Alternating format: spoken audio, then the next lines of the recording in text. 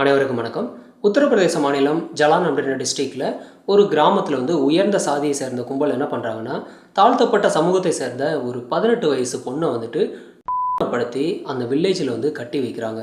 அந்த ஊர் முன்னிலையிலே எல்லார் முன்னாடி அந்த பொண்ண அடிச்சு, துன்புறுத்தி சித்திரவதை பண்றாங்க. அதே சமயத்துல 3 வாரமா அந்த பொண்ண அந்த ஊர் கஸ்டடியிலே வச்சு, எல்லா ஆண்களையும் விட்டு அந்த பொண்ண சீரழிக்க விடுறாங்க.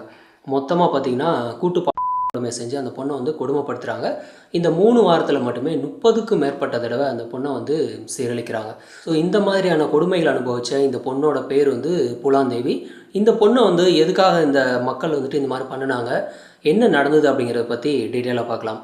உத்தரப்பிரதேச மாநிலம் ஜலான்ற டிஸ்ட்ரிக்டில் ஓர்ஹாஹா பர்வா அப்படின்ற ஒரு கிராமத்தை சேர்ந்த பொண்ணு தான் இந்த புலாந்தேவி. இந்த பொண்ணு ஆகஸ்ட் 10ஆம் தேதி 1963 அன்னைக்கு மல்லாஸ் அப்படின்ற ஒரு தாழ்த்தப்பட்ட சமூகத்தில் இந்த பொண்ணு பிறக்கிறாங்க. இந்த பொண்ணோட அப்பா பேர் தேவின், அம்மா பேர் மூலா. இந்த தேவின் மூலா தம்பதிக்கு மொத்தம் 4 பொண்ணுங்க, ஒரு பையன். அதில் 2வது பொண்ணு தான் இந்த புலாந்தேவி. இவங்க ஃபேமிலியில் இவங்க அப்பாவுக்கா இருக்கட்டும், அம்மாவுக்கா இருக்கட்டும், இந்த பொண்ணுங்களை சுத்தமாக பிடிக்காது. ஏன் பிடிக்காது அப்படின்னாக்கா, அந்த காலத்தில் பொண்ணுங்களை கல்யாணம் பண்ணி கொடுக்குறதே ரொம்ப ரொம்ப கஷ்டமான ஒரு விஷயம். ஏன்னா பொண்ணுங்களுக்கு நிறையா வரதட்சணை கொடுக்கணும், சரியான மாப்பிள்ளை அமைய மாட்டாங்கன்னு சொல்லி இந்த பொண்ணுங்களை எப்போ பார்த்தாலும் திட்டுறது, அடிக்கிறது, இதே மாதிரி பார்த்துட்ருக்காங்க.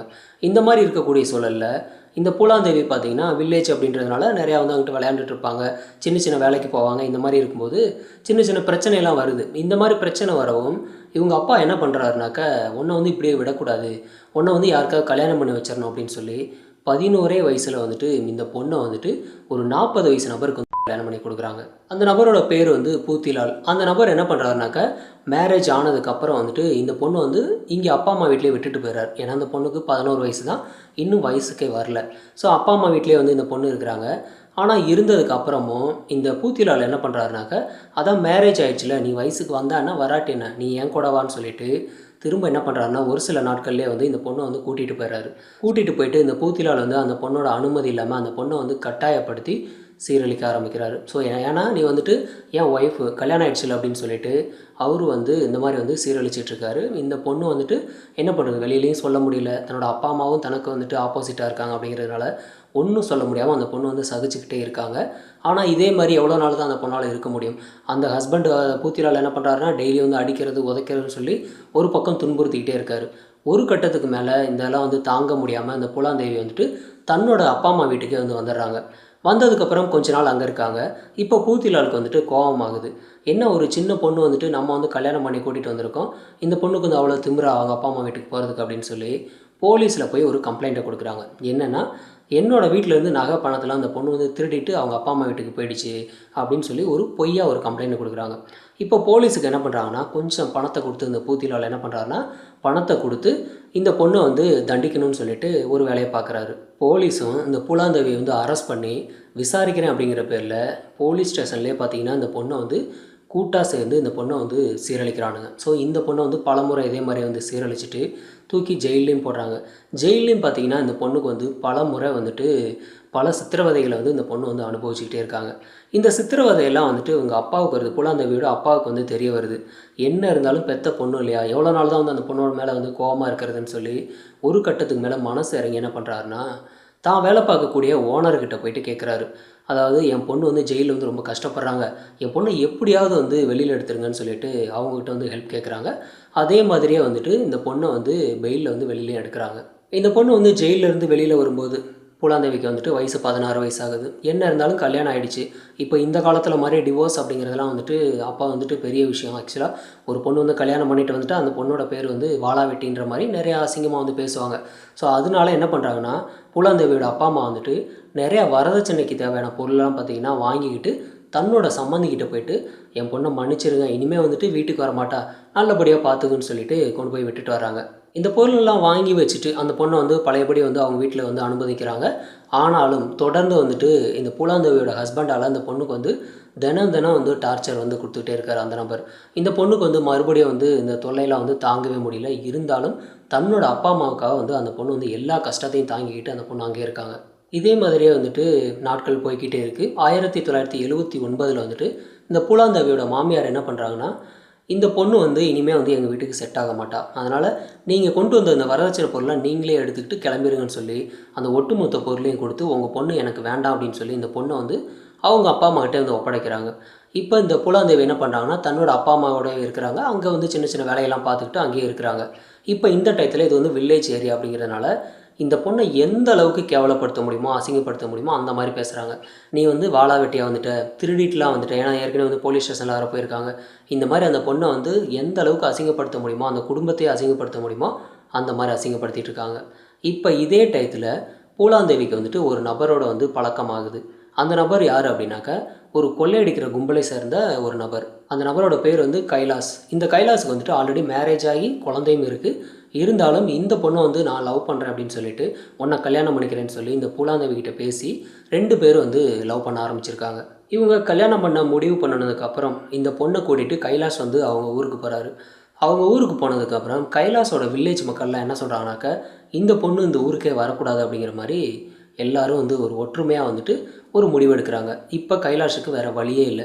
ஏன்னா ஊருக்குள்ளே வந்து சேர்க்க மாட்டேங்கிறாங்க. என்ன பண்ணுறேன்னே ஒன்றும் தெரியாமல் நின்றுட்டுருக்காரு. தன்னோட கொள்ளை கூட்டத்துக்கு வந்து கூட்டிகிட்டு போகிறாரு இந்த பொண்ணை. அந்த கொள்ளை கூட்டத்துக்கு போனதுக்கப்புறம் அந்த கொள்ளை கூட்டத்தோட தலைவன் வந்து இந்த பொண்ணை பார்க்குறான். அந்த கொள்ளை கூட்ட தலைவனோட பேர் வந்து பாபு குஜர். அந்த நபர் என்ன பண்ணுறாருனா இந்த பூலாந்தேவியை பார்த்ததும் பிடிச்சி போயிடுது. என்ன பண்ணுறாருனா அந்த கைலாஷுக்கே தெரியாமல் இந்த பொண்ணை வந்து கடத்திட்டு வந்துடுறாங்க தனியாக. அந்த மாதிரி கடத்திட்டு வந்து இந்த பொண்ணை வந்து வச்சுருக்காங்க. இப்போ இந்த தலைவன் வந்து இந்த பொண்ணு மேலே இருக்கிற ஆசையில் இந்த பொண்ணு வந்து தான் கூடவே எப்போவுமே இருக்கணும் அப்படிங்கிறதுக்காக இந்த கூட்டத்துக்கு தேவையான எல்லா ட்ரைனிங்கும் வந்து கொடுக்குறான். அதாவது குதிரை ஏறுறதா இருக்கட்டும், துப்பாக்கி சுடுறது, எப்படி வந்து மறைஞ்சிருந்து தாக்குறது, இந்த மாதிரி அடிப்படைக்கு தேவையான அந்த கொள்ளை கூட்டத்துக்கு தேவையான எல்லா ட்ரைனிங்கும் வந்து ஃபுல்லாக கொடுக்குறாங்க. ஆனால் இந்த மாதிரி டயத்தில் இந்த கொள்ளை கூட்டத்திலே இருக்கக்கூடிய விக்ரமல்லா அப்படின்ற ஒரு பையனை வந்துட்டு இந்த பொண்ணுக்கு வந்து பிடிச்சி போயிடுது. ஏன்னா அந்த கொள்ளை கூட்டத்தில் அவனும் ஒரு ஆள். அந்த நபரை பார்த்ததுலேருந்தே இந்த பூலாந்தேவிக்கு வந்து பிடிச்சி போயிடுது. இப்போ 2 பேரும் வந்து லவ் பண்ண ஆரம்பிக்கிறாங்க. இப்போ இந்த விக்ரமல்லாவும் பூலாந்தேவி 2 பேரும் லவ் பண்ணுற விஷயம் இந்த தலைவனுக்கு வந்து தெரிஞ்சு போயிடுது. தெரிஞ்சதுக்கப்புறம் என்ன பண்ணுறான்னாக்க நான் வந்துட்டு உன் மேலே ஆசைப்பட்டேன், ஆனால் அதெல்லாம் விட்டுட்டு என் கூட வந்து வேலை பார்க்கக்கூடிய ஒருத்தனை வந்து நீ வந்து லவ் பண்ணுறியான்னு சொல்லி இந்த பூலாந்தேவியை வந்து டார்ச்சர் பண்ண ஆரம்பிச்சிட்டான். பல முறை வந்து இந்த பொண்ணை வந்து சித்திரவதை பண்ணிக்கிட்டே இருக்கிறது. இந்த மாதிரி வந்து கண்டினியூவாக நடந்துக்கிட்டே இருக்குது. ஸோ இந்த சித்திரவதை விஷயம்லாம் பார்த்தீங்கன்னா விக்ரமல்லா வந்து பார்த்துக்கிட்டே இருக்கான். நான் வந்துட்டு லவ் பண்ணுறேன் இந்த பொண்ணை, ஏன் லவ்வரே வந்துட்டு நீ இந்த மாதிரி டார்ச்சர் பண்ணுவ அப்படின்னு சொல்லி தான் கையில் இருந்த துப்பாக்கி எடுத்து தன்னோட தலைவனே வந்து போட்டு தள்ளிட்டான். ஸோ போட்டு தள்ளினதுக்கப்புறம் இந்த ஒட்டுமொத்த கேங்க்கு வந்து விக்ரமல்லா வந்து லீடர் ஆயிரான். ஸோ லீடர் ஆனதுக்கப்புறம் இந்த பூலாந்தேவி வந்துட்டு ஒரு லீடரோட வருங்கால ஒய்ஃப் மாதிரி தான் இருந்துகிட்ருக்காங்க. அதனால் இந்த ஒட்டுமொத்த கேங்கும் பார்த்திங்கன்னா இவங்க கண்ட்ரோலில் வந்துடுது. இப்போ இந்த பூலாந்தேவி என்ன பண்ணுறாங்கனாக்கா ஏற்கனவே வந்துட்டு பல முறை வந்து சித்திரவதை அனுபவிச்சு இந்த முதல்ல கல்யாணம் பண்ணாங்க இல்லையா அந்த பூத்திலால், அவரை பழி வாங்கணும் அப்படிங்கிற நோக்கத்தில் இங்கே கேங்கில் இருக்கக்கூடிய நிறைய நபர்களை கூட்டிக்கிட்டு டைரெக்டாக அந்த கிராமத்துக்கு போகிறாங்க. அங்கே போயிட்டு ஒட்டுமொத்த வில்லேஜ் மக்கள் முன்னாடியே வந்து இந்த பூலாந்தேவி என்ன பண்ணுறாங்கன்னா அவங்களோட இந்த ஃபஸ்ட்டு கல்யாணம் பண்ணாங்களே அந்த பூத்திலால் அவரை கூட்டிகிட்டு வந்து அவர் வந்து பயங்கரமாக அடிக்கிறாங்க, திட்டுறாங்க, அவமானப்படுத்துகிறாங்க. அதுக்கப்புறம் என்ன சொல்கிறாங்கன்னா ஒட்டுமொத்த வில்லேஜுக்கும் பார்த்தீங்கன்னா இந்த நபர் கூட நீங்கள் பேசினாலோ இல்லை இந்த நபருக்கு வந்து யாராவது பொண்ணு கொடுத்தீங்க அப்படின்னாலும் உங்களுக்கும் இதே கதி தான் அப்படின்னு சொல்லிட்டு மிரட்டிட்டு வந்திருக்காங்க. இப்படியே வந்து நாட்கள் வந்து போய்கிட்டே இருக்குது. இந்த டயத்தில் வந்து ராஜபுத்திர வம்சத்தை சேர்ந்த ஸ்ரீராம் லல்லாராம் அப்படின்ற 2 பேர் என்ன பண்ணுறாங்கன்னா இந்த கொள்ளைக்கூட்ட தலைவனான இந்த விக்ரமல்லா வந்து துப்பாக்கியால் சுட்டு கொள்கிறாங்க. தலைவனை கொன்னதுக்கப்புறம் இந்த தலைவியாக இருக்கக்கூடியது இந்த பூலாந்தேவி தான். இந்த பொண்ணை வந்து கடத்திட்டு போகிறாங்க அவங்க கிராமத்துக்கு. கடத்திட்டு போயிட்டு அந்த ஒட்டுமொத்த கிராமத்து முன்னாடியே இந்த பொண்ணை வந்து படுத்துகிறாங்க. நிர்வாணப்படுத்தி அந்த பொண்ணை வந்து பல முறை வந்து சீரழிக்க ஆரம்பிக்கிறாங்க. அது மட்டும் இல்லாமல் ஒரு ரூமில் போய் அடைச்சி வச்சு இந்த வில்லேஜை சேர்ந்த மக்கள் யார் வேணாலும் வந்து ஆண்கள் வந்துட்டு இந்த பொண்ணை வந்து சீரழிக்கலாங்கிற மாதிரி ஒரு உத்தரவை போடுறாங்க. அதே மாதிரி பல நபர்கள் கூட்டாக சேர்ந்து இந்த பொண்ணை வந்து சீரழிக்க ஆரம்பிக்கிறாங்க. இதே மாதிரியே 3 வாரம் பார்த்திங்கன்னா கிட்டத்தட்ட 24க்கும் மேற்பட்ட முறை பார்த்திங்கன்னா இந்த பொண்ணை வந்து சீரழிக்கிறாங்க. இந்த பொண்ணு இந்த எல்லா கொடுமையை வந்து தாங்கிக்கிட்டே இருக்காங்க. இந்த ஒட்டுமொத்த கொடுமையை வந்து தாங்கினதுக்கப்புறம் ஒரு கட்டத்துக்கு மேலே, அதாவது 21 நாளுக்கு அப்புறம் என்ன பண்ணுறாங்கன்னா இந்த பொண்ணு வந்து ஒரு வழியாக அங்கேருந்து தப்பிக்கிறாங்க. தப்பிச்சதுக்கப்புறம் டைரெக்டாக வந்து தான் ஆல்ரெடி இருந்த அந்த கொள்ளை கூட்டத்துக்கு வராங்க. அங்கே வந்ததுக்கப்புறம் சில ஆட்கள் வந்து மீட் பண்ணுறாங்க. அவங்கள மீட் பண்ணி எல்லோரும் வந்து ஒன்றா சேர்றாங்க. இப்போ இந்த ஒட்டுமொத்த இந்த கொள்ளை கூட்டத்துக்கு இந்த பொண்ணு வந்து தலைவி ஆயிடுறாங்க. இந்த பூலாந்தேவி வந்து இந்த கேங்க்கு வந்து தலைவி ஆனதுக்கப்புறம் பணக்காரங்களாக டார்கெட் பண்ணி என்ன பண்ணுறாங்கன்னா நிறையா பணமாக இருக்கலாம், நகையாக இருக்கலாம், அவங்ககிட்ட என்னென்னலாம் இருக்கோ எல்லாத்தையும் வந்து கொள்ளையடிச்சிட்டு வராங்க. இந்த மாதிரி கொள்ளையடித்த பணத்தில் பார்த்திங்கன்னா அவங்களுக்கு தேவையான எல்லா பொருளும் வாங்கிக்கிறாங்க. அதே சமயத்தில் அவங்க பாதுகாப்புக்கு தேவையான துப்பாக்கியும் பார்த்திங்கன்னா வாங்கிக்கிறாங்க. 1981 பிப்ரவரி 14ஆம் தேதி இந்த பூலாந்தேவி என்ன பண்ணுறாங்கன்னா ஏற்கனவே வந்து தனக்கு நடந்த சில சித்திரவதையெல்லாம் வந்துட்டு ஞாபகத்தில் இருந்துகிட்டே இருக்குது. அதுக்கு வந்து ஏதாவது பழி வாங்கி ஆகணும் அப்படிங்கிறதுக்காக தன்னோட கேங்கை வந்து அப்படியே கூட்டிகிட்டு போயிட்டு இந்த ராஜவம்சத்தை சேர்ந்த நபர்கள் வந்துட்டு 3 வாரமாக அந்த பொண்ணை வந்து சீரழித்து கொடுமைப்படுத்தினாங்க இல்லையா, அந்த கிராமத்துக்கு போகிறாங்க.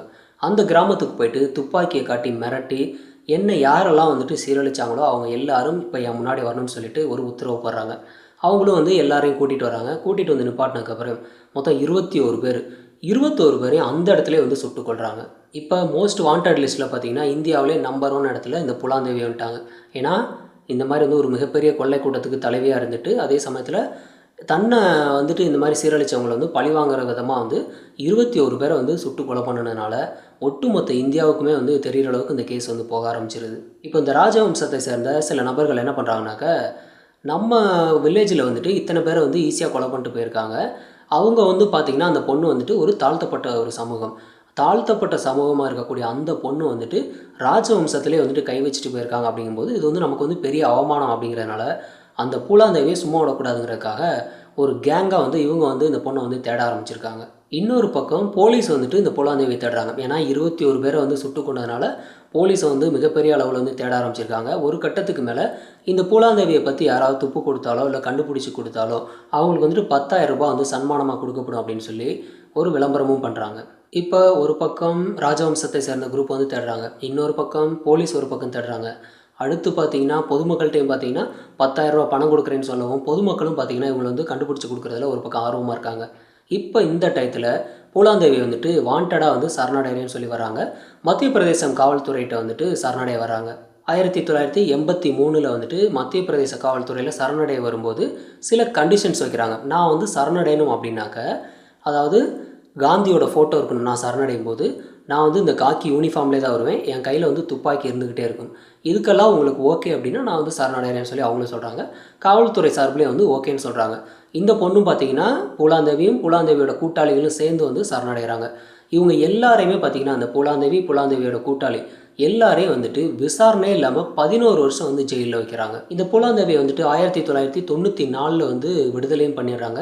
இந்த பூலாந்தேவி வந்துட்டு விடுதலை ஆனதுலேருந்து எந்த ஒரு குற்றமும் பண்ணாமல் அவங்க பாட்டுக்கு நிம்மதியாக வாழ்ந்துக்கிட்டு இருக்காங்க. அதுக்கப்புறம் வந்துட்டு சமாஜ்வாதி கட்சியில் போயிட்டு ஜாயின் பண்ணுறாங்க. 1996 நடந்த நாடாளுமன்ற தேர்தலில் வந்துட்டு இவங்க வந்து இந்த கட்சி சார்பில் நிற்கிறாங்க, வெற்றியும் பெறுறாங்க. ஸோ எம்பி ஆகிட்டாங்க.